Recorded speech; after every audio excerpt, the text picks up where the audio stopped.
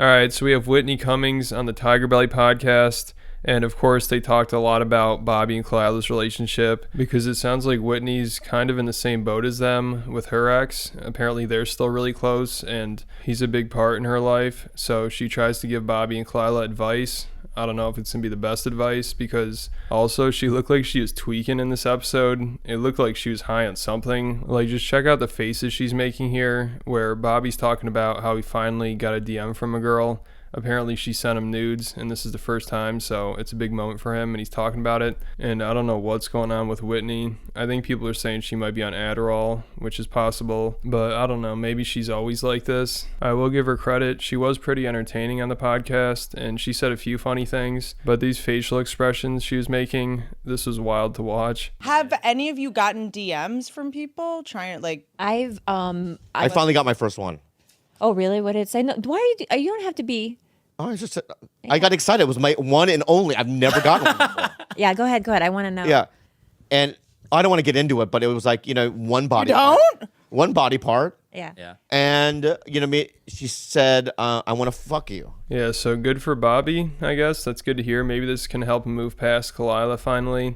Even though I doubt it, it still sounds like they're going to be best friends forever, which maybe could work out for them. It sounds like Whitney has a relationship like that. Right here, I think she's talking about how her ex-boyfriend, she tells her current boyfriend that she's never going to be as close to him as she was with her ex, which, I don't know, that doesn't sound good. That sounds weird. I don't know how many people would accept that, but apparently she found a guy that will, and it's working out for now, I guess. I can't imagine it lasts that much longer because I don't know, she seems like she's just way too much. But when she talks about this relationship, just look at the look on Bobby and Kalila's face. we just sleeping together, or No. you're just like we're not. No sex, no. No, like No, we can't no, go no. there. But like we're still really the hard thing to break is the tenderness and the huggy. that to me, anyone can have sex with anyone. Like Yeah. no girls.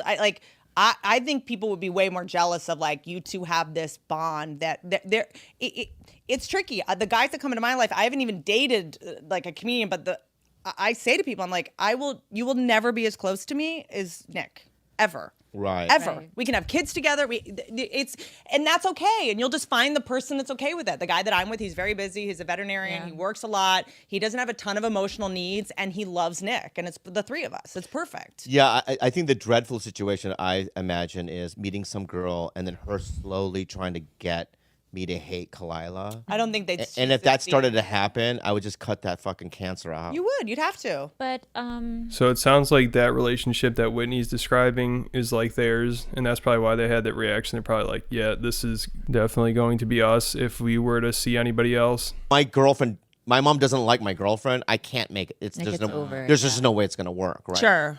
So it's like now she would have to be very patient about the fact that we do slip up. We do still kiss on the lips. You still call me babe. We do watch The Boys together every night. Okay. Like we still sleep on the same bed. Like yeah, I that's would just a say, hard but thing in a world eventually when you move out, yeah. right, and you have your own place, still I think that would be a thing where I would have to go. If I'm on a date with a girl, I have to go.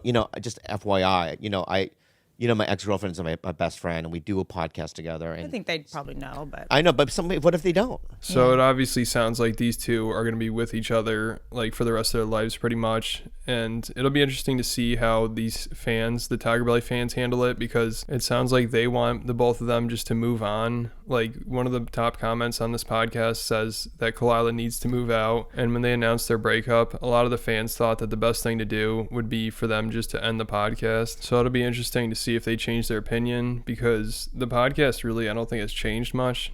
I mean, I don't know. I don't watch it religiously, but it seems like they're still in a relationship and nothing's really changed. Well, actually, one thing has changed. Apparently, people are starting to message Bobby asking if they could have sex with Kalila. you are in your you know what I mean. Yeah. I'm not gonna get Okay, a guys- woman in their body. Guys on Instagram, stop sending me on Instagram, can I fuck Kalila? What? I'm getting hundreds of guys, now that we broke up, asking Where? me on Instagram direct message I and could stop fucking doing it. I could promise you that the first couple times that I have sex will not be with a man. I Okay, have good, made a good. commitment to like. Hey, at least these people are being polite enough to ask first. I don't remember Brendan doing that at all. No, but I also think it's funny that Kalila's trying to make it sound like she needs all this time off to start seeing another guy or to start having sex with anybody else, even though I think she already was. Like, didn't she admit that they're in an open relationship and she was seeing some other guy in Hawaii? Yeah, okay. Oh my god. I need to know about. Are you guys getting on apps? Like this feels. Okay, I have to tell. Rush. I don't I have a know problem where to here. start. I also think I need to be alone for a long time. So I'm not anywhere there yet. But then when you do, what do you do? I don't want to do Raya. That seems so just not my. Yeah. Baby, if we see each other on Raya though, Haha. can we still swipe? Yes. Swipe and just Yes. ma- Yes. and Yes. Oh, that's still because if your name pops up Yeah. and I swipe Yeah. and it doesn't match, Yeah. it'll break my But heart. hang on 1 second. If we swipe, All right, so I know I've been very critical of Kalila on this channel, and I still am, and Bobby too. He's got a bunch of problems, but I will give Kalila some credit here for putting up with Bobby's shit. Literally, Bobby's shit. Apparently, she used to clean up his shit from his car all the time. You that's know. a boundary I had to set for myself. For a couple years, I was the one cleaning the human feces off his Prius, Face. off his face. Why did you date Amber Heard? Why was it on your Prius? He would have a lot of accidents. All right. And I was always It's like, fine. let me clean it up. Let me, Okay. clean everything from the car seat to the underwear to like, I don't want you to feel shame. You had an accident. Like, I do. clean it up. Why are you But then- shitting in a Prius? He didn't have a lot of choices back then, but I have a loose asshole. What the fuck do you he does want? he has a really loose asshole. But By the way, I have 2 women in my life that work with me that shit their pants like all the time. Me Right. too. Yeah, you I'm too. that guy. I, All right. it's- I'm sorry. My bad. Okay, I'm just, I'm just trying to help understand. Yeah. For the people, because it's the one body. I don't have a lot of muscles on my body, and my asshole's the same way. Got it. Yeah, the muscle around my asshole. So it is weird that Kalila just brought this up because it seems like a personal thing that you might not want to talk about on a podcast, but they did leave it in. And just the way she brought it up, it's like we should all be aware of this. Like if you say that you're the one cleaning the human feces off someone's Prius, you probably have to explain yourself. But I guess it does show that she is a caring person, I guess.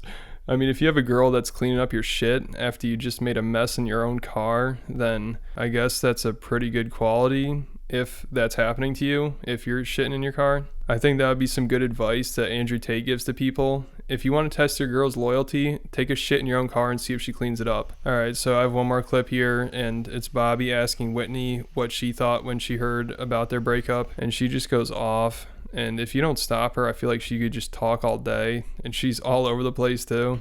No, when you found out that we had broken up, what'd you feel? Relief. No. I mean, look, I was thinking about it because I was like catching up on everything yesterday, and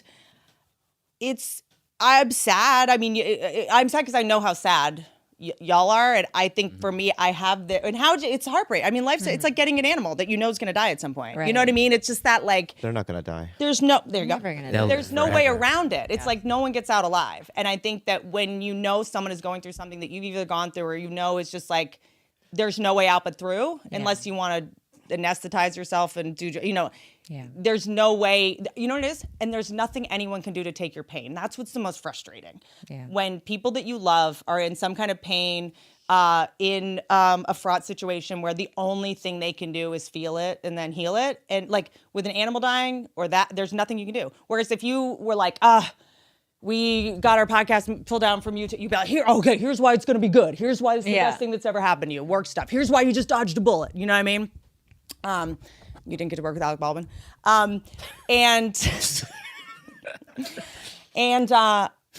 But when I heard you guys like talk about it, it was, I my personal point of view as someone who my best friend and sort of business partner is an ex of mine that I dated when I was much younger. And he's like very much like my soulmate, my brother.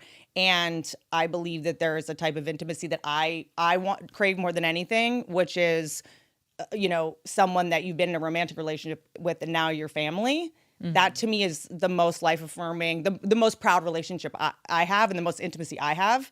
So I'm happy that you guys like have that, like that in the way that you guys all you articulated it. And also because it didn't happen overnight, right? This has been on the table for an entire year. Do we stay together? Do we not? So it isn't, I think that I'm able to talk about it objectively now, because we didn't have one giant fight and then say fuck off, it's been And it's something also a like- slow burn kind But of. it also was like 10 years is such a giant success. So it sounds like Whitney can relate to them.